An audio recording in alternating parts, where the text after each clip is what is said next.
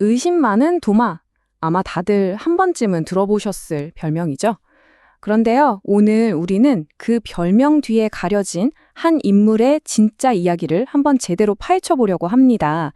우리가 알던 것보다 훨씬 더 복잡하고 또 훨씬 더 설득력 있는 이야기거든요.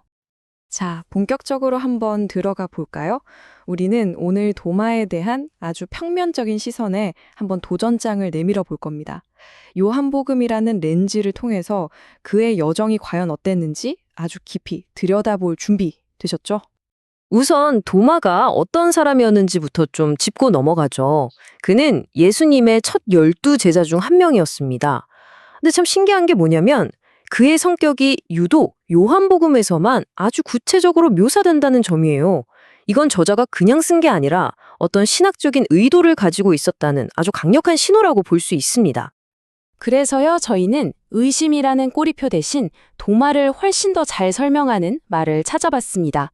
바로 실증적 현실주의자라는 표현인데요. 말이 좀 어렵죠?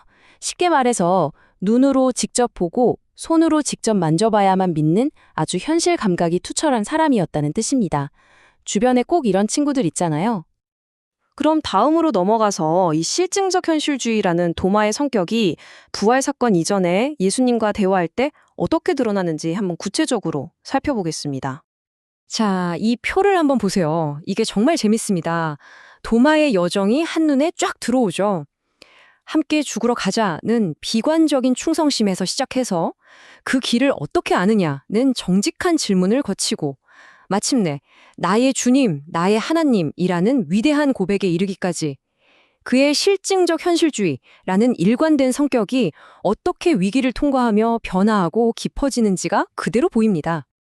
이 첫 번째 말을 보면요. 예수님에 대한 충성심은 정말 대단해요. 그런데 동시에 아주 비관적이죠. 지금 당장 눈앞에 보이는 건 죽음의 위험뿐이니까요. 그 너머에 있는 영광, 그 영적인 가능성은 보지 못하고 오직 물리적인 현실에만 딱 갇혀 있는 겁니다. 와, 그리고 이 질문. 이건 도마의 정직함을 정말 잘 보여주는 대목입니다.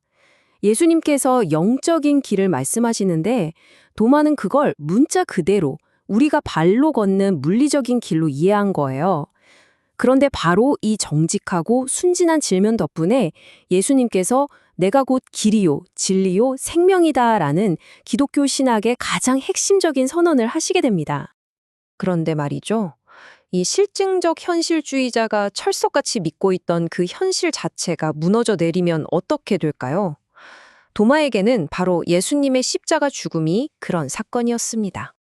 도마의 위기는 바로 부재에서 시작됩니다. 다른 제자들이 부활하신 예수님을 처음 만나는 그 역사적인 순간에 하필 도마는 그 자리에 없었어요. 공동체로부터 떨어져서 혼자 슬픔과 절망 속에 갇혀버리고 만 거죠. 바로 이 지점입니다. 이게 핵심이에요. 도마의 이 요구, 이건 단순한 의심이나 억지가 아니었습니다. 이건 완전히 산산조각 나버린 자기의 현실 세계를 어떻게든 다시 세워보려는 필사적인 몸부림이었던 거죠. 다른 친구들의 증언, 지금 그거 못 믿겠다. 나는 오직 내 눈으로 보고 내 손으로 만지는 내 감각만이 유일한 기준이다. 라고 선언한 겁니다. 그리고 여드레 뒤 예수님께서는 다시 나타나십니다. 그리고 도마가 내걸었던 바로 그 조건에 정면으로 응답해 주시죠.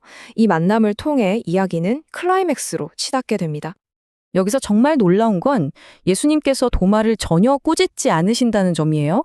한번 보세요. 도마가 요구했던 바로 그 증거들을 오히려 더 적극적으로 은혜롭게 제공하고 계십니다.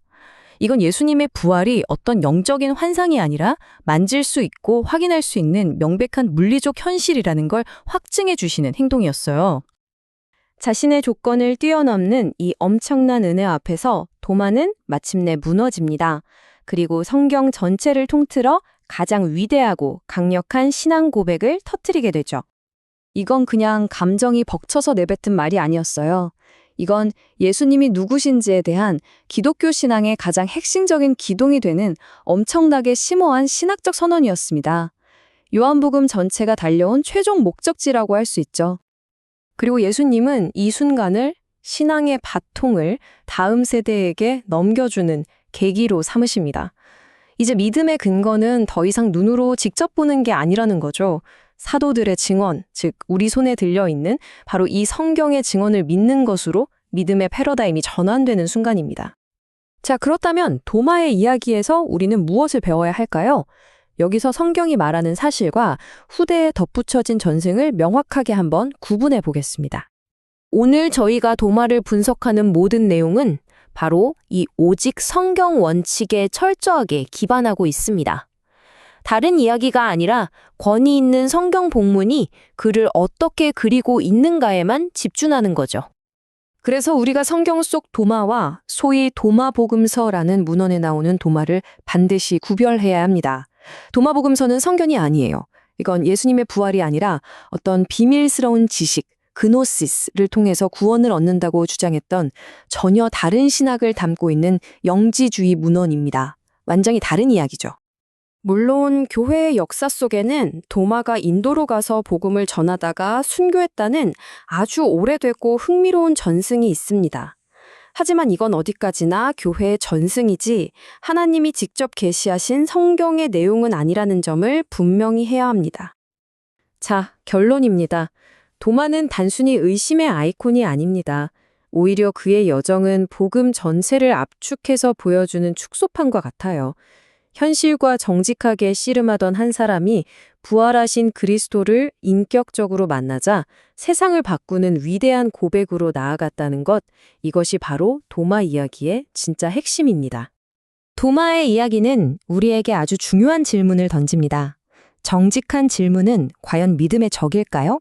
어쩌면 때로는 그 치열한 질문이야말로 우리를 가장 깊고 확실한 믿음의 자리로 이끌어주는 유일한 길이 아닐까요? 한번 생각해 볼 문제입니다.